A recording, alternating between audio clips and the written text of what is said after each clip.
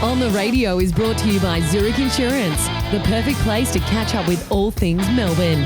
If you enjoy this content and want more inside access from the team, make sure you visit the club website. Looking forward to chatting to Daisy Pearce. She's the captain of the Melbourne AFLW team, and she's an icon these days in the world of football. Full stop. Doing great stuff on the box as well. Daisy, good morning.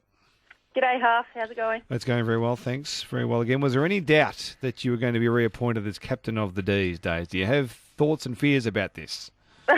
Certainly no fears. I think I'm at the point now that you'll get what you're going to get, whether I'm called the captain or not. But there's always been a conversation over the last couple of years with Mick and some of the leaders as to whether it's the right fit and whether I'm up for the job with all the other things that I'm juggling at the moment with family and that kind of thing. But no, I'm really looking forward to leading this group. It'll be a real honour, and I think the work that we've done developing the leaders that sit around me over the last couple of years just makes the job even easier to do, because we've got a big and very capable leadership group that shoulder some of the load. And, yeah, over and above all that, it's just going to be an honour to lead this great group out there this season. How do you shoulder the load? I mean, you mentioned Sylvie and Roy, the kids, the twins who are a massive part of your world at the moment. You're busy working on the outside, you're footy as well. How do you take that responsibility of being a leader and having to obviously govern and nurture this group and do all the other things as well?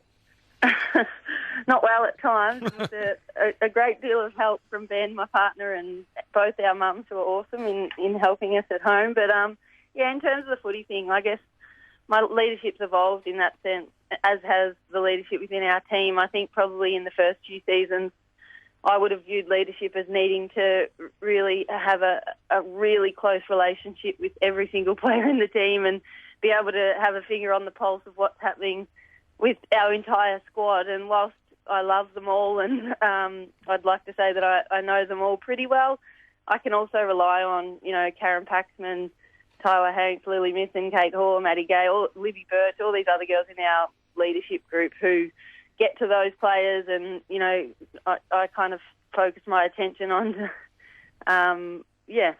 doing my role and getting to the girls that I can and that are in my line I spend a lot of time with. But then I trust that we've got other great leaders that are doing that with the rest of the squad. So I guess I've taken that pressure off myself and try and lead in a bit of a different way now. And seemingly, Days, there was some contemplation at the end of the season that about whether or not you would go on and continue your AFLW career. You were injured at the end of the year with that knee injury. Had you got through and not had an injury, do you think the result might have been a bit different, that you may have pulled the pin?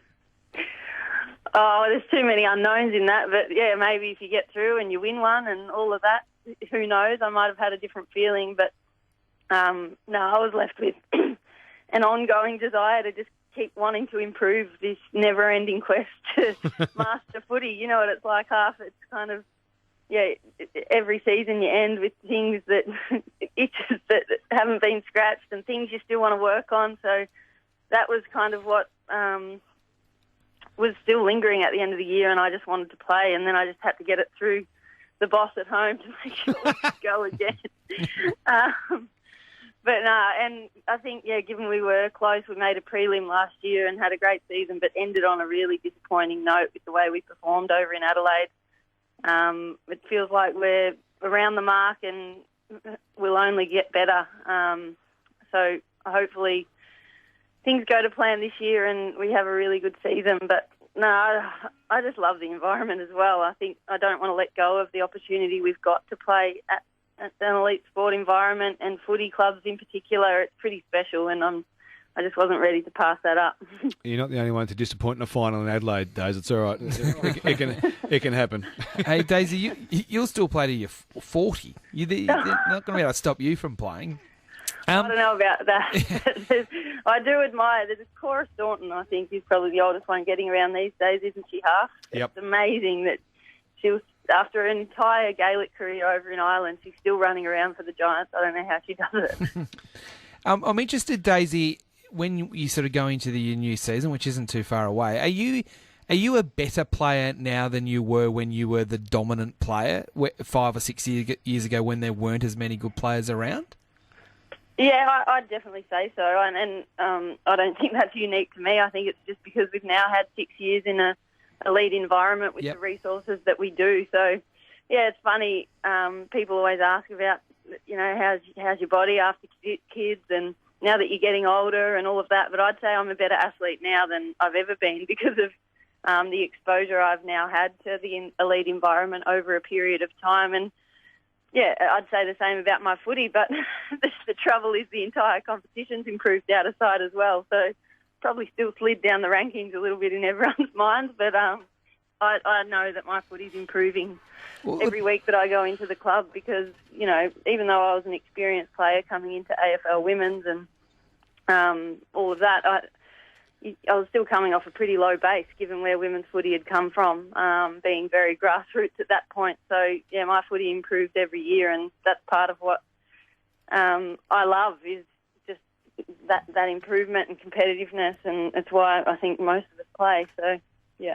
Yeah, well, that's why I wanted to ask you the question, because you were such a dominant player, and I'm just interested in where you think you've improved as a player now, where you are still a very, very good player, obviously, but where do you think you've improved in that time in this environment you're currently in?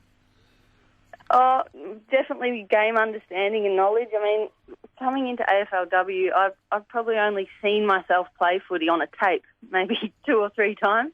Yeah. And that was home recording style. No offence to the production company that might have come down and filmed the grand final that I'm talking about.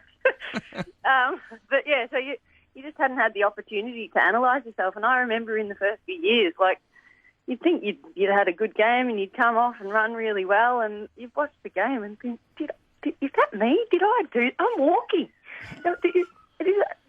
So all of that now, you get to watch it from 3 different angles and your clips and sit down one-on-one with the coach, whereas, back in even the VFL days or VWFL days, whilst it was the highest competition you could play in as a female footballer, I had one coach, so you didn't get a lot of coaching. They did a great job, but they just didn't get to you and do a lot of coaching because of how stretched they were. So all of that, and I think where have I improved? That is one thing, like being able to understand the game and the subtle running patterns and movements and positioning and all of that kind of thing, and then probably the physicality and body work. I mean, we'd get to training and do a bit of lane kicking and a few ball movement drills and some basic defensive stuff, but you weren't really honing in on contact and tackling and, body work in marking contests and all of that kind of thing that we get the opportunity to train regularly now. It just wasn't there. Daisy, our man in here couldn't handle Taylor. I'm just interested how she has gone in her new environment, and that she got Daniel's name taped to her locker so she can get fired up, or how is she settled in? Yeah, we could talk about that. We could talk about why. No, I honestly couldn't be more impressed with how Taylor's handled herself coming into the program. And I mean, it's always challenging coming in, new team and high-profile player and, high-profile off-season that she had with the trade and all that kind of thing. So she's going to have bumps along the road because of the scrutiny that she's under. But in terms of how she's applied herself and gotten to work and gone about getting to know a new group and a new way of playing, she's been awesome, and I'm genuinely excited to play with her. We'll be sharing space down in the forward line, so it'll be good. I look forward to working really closely with her.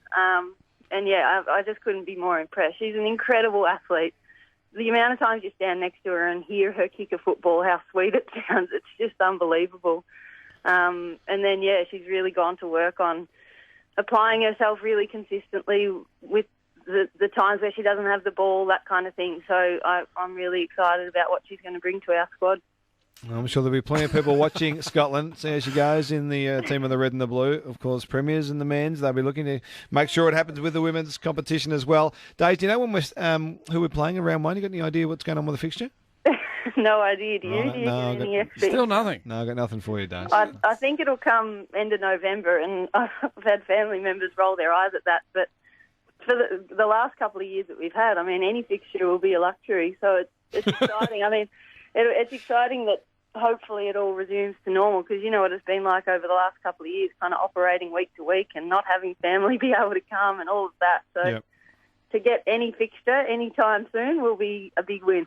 Well, headquarters love the program. They'll be listening. So just a quick one on, obviously the vaccination is forefront of everyone's mind. What was it like as a playing group? I mean, I think Christian Petraka said there was concerns in the men's program. How was it for you or girls, and how did you approach all that?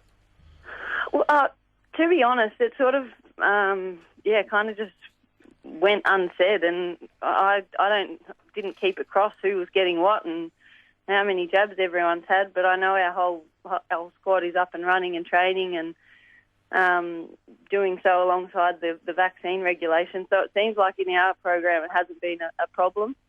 We had a meeting with the AFLPA when our program first started surrounding the possibility of a mandate because it hadn't been announced at that point, and there were a lot of questions, but it seems like things have just happened smoothly because we've got our whole squad out there and haven't had any problems. But it's just awkward, isn't it? I mean, I'm finding that with family members and friends and that kind of thing. The conversation around vaccination is a bit of a hotbed and a bit awkward talking about it. So there was sort of no mention of it, and we weren't really talking about it much in the locker rooms, but I was happy to see us all roll up once the mandate kicked in and our whole team was there, and, it was pretty obvious it wasn't going to be an issue.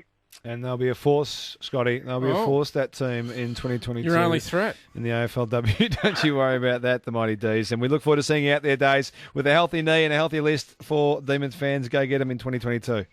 Thanks, Roy. Thanks for your time. Have a good one.